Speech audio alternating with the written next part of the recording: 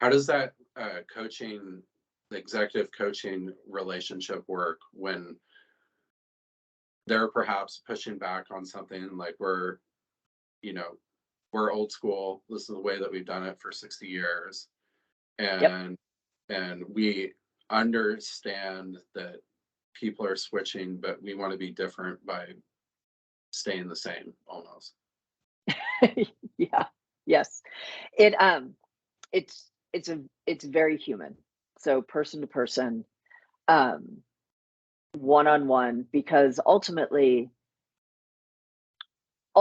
decision makers are making decisions. They make decisions with their heart and they justify them with their heads. So by the heart, people are like, oh, I'm not emotional. It's like, okay, well, you're a human being, so you're emotional. So like, let's just one, acknowledge that. Two, like, we all have motivations and aspirations and fears and all, like, that is what makes us human. And if we can acknowledge those, then we can have a conversation about them. Yeah. Instead of, what I see a lot of people do is they try to use logic and data to justify the decisions. And that's where you hear the like, well, we tried that before and it didn't work. This is actually something that publisher said. We tried that before and it didn't work. And I said, super helpful. You tried it before. When did you try it? What did you learn? And they said, we tried it in 1983. I said, and nothing has changed since 1983. And so it's like, oh, like, yeah. So yes, you did try it before. That is not in 1983, and therefore not a reason to not try it again. Yeah. But you have to get to kind of that level of like, what's really holding you back? What are you really afraid of? And how can we manage that? Yeah. And so is that part like very, I guess, holistic, specific coaching on certain managers? Because, I could see that you might have the top person be against it, but everybody else on the team want it. And then Yep. the struggle that they have to, well, let's see, I think it was Olympus back in the day, or one of the Japanese camera makers that had a huge, um, I don't know if it was fraud but something was going on. And then they brought in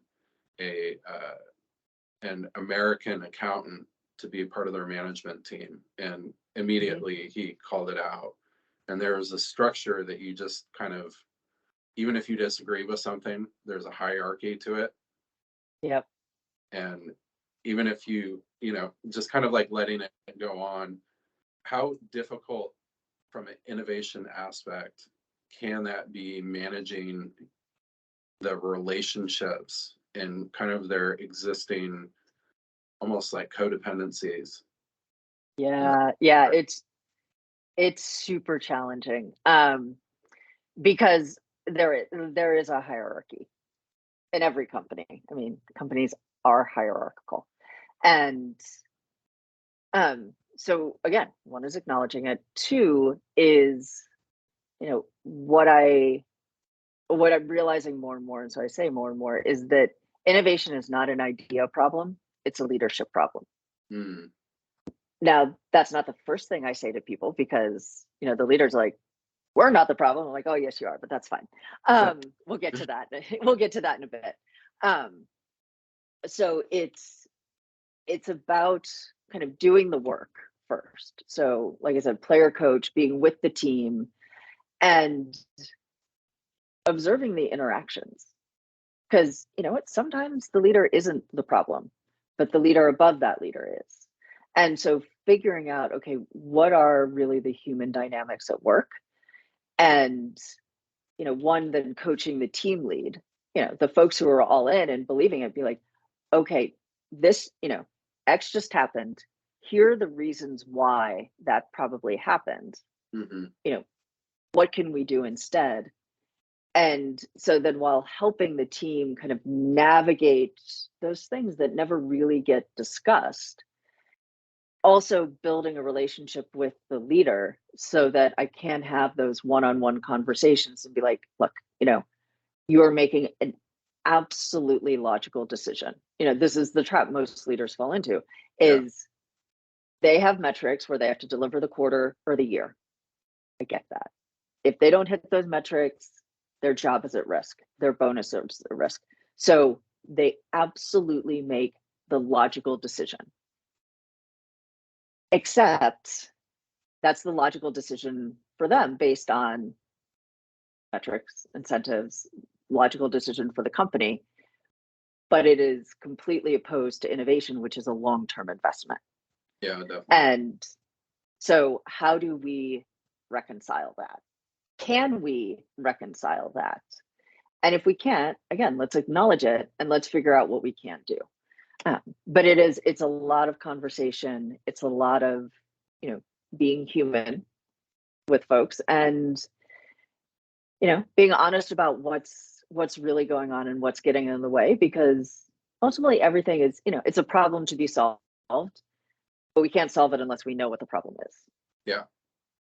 Yeah, I think to go back to Microsoft earlier, when they brought in Nadella, they really tried to transition that culture from big Microsoft into more of an agile startup environment.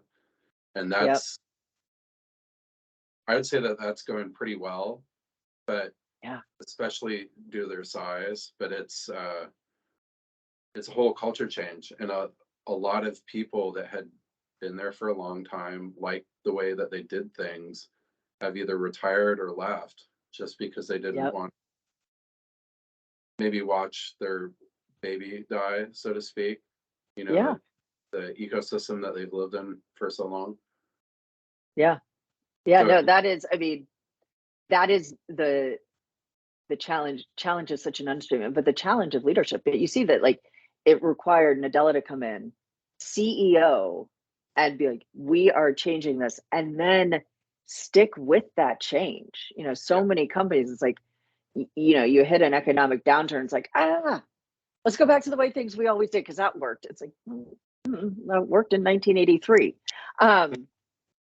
And, so it's the CEO and it's sticking with it and being willing to let go of people who, were instrumental in your success up to this date, but aren't a fit, aren't going to do their best work in the future. And that's all really hard leadership stuff, but that's ultimately what leadership is. Yeah, definitely. So from an innovation aspect, if you're really making a big shift, probably it's like you said, not just a big idea. You really have to look at the whole organization. And a lot of that would be centered around the type of people that you have too. Yeah. And making that